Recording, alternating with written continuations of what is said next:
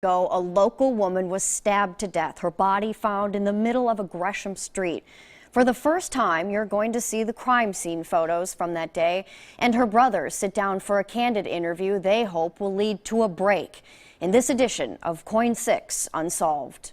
As Anne approached the intersection of 9th and Roberts, yet another cruel twist of fate occurred. It does summarize the case nicely. From his office at Gresham's police headquarters, I got there within a minute of the time I was dispatched. Claudio Grandjon watches the reenactment of a murder in 1988 that inspired a TV pilot. I can see a large pool of blood around her head. That looks a lot like what it looked like.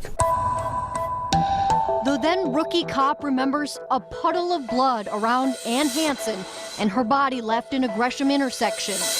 It was more than what is necessary to simply kill somebody. It was somebody who was going way beyond that. And unlike the show we watched, these pictures are real and something the now captain will never forget. It's just a better way to operate, to not make things personal. But this one is definitely personal. September morning, Anne was walking the last mile to her house after riding the train home from a local festival. The call that we got was a call of a woman down. They were frantic, almost hysterical. Anne was stabbed to death at Southeast Roberts Avenue and Dowsett Lane, in a neighborhood that still looks a lot like it did back then. Even today, I mean, if that happened today, as much as we've grown, that still doesn't seem like something that would happen now.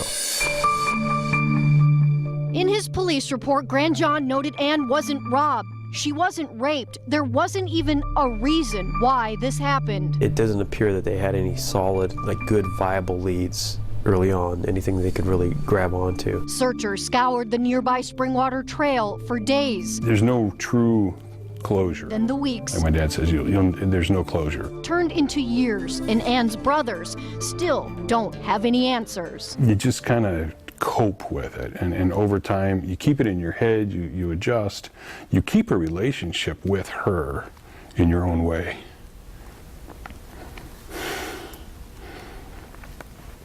And I think that's the best way to put it, because they're never going away. Excuse me. They want to talk about their sister. You know, she gave people benefit of the doubt. Who loved to ski, play soccer, and bake. You could sense, what a great potential she had. And so I think a lot of, that's, you just never know. I mean, that was, great potential snuffed out. The murder, though, might have weighed most on Anne's mother. She definitely, took that sadness to her grave, for sure. Do you think this will ever get solved? That's a good question. Do I think this will ever get solved? I guess, I don't know, but I'm hopeful. I'm generally a pretty optimistic person. Except without a suspect, a getaway plan, or even the murder weapon, hope, and an old DVD might be all Captain Claudio Grandjon does have. I imagine for the family that there's a big hole, there's some lack of closure because there's no sense of justice. You know what else makes this case really tough is police never recovered any DNA. But they are going to try this new test. It's called touch DNA. But that's even tricky, too, because when you think about back then how many people may have touched her belongings, you have to rule out a lot of different people. They didn't do the same procedures like they did back in 1988. So that's even more reason for folks to call Gresham police. You just hope and pray that there's some resolution to this down the road.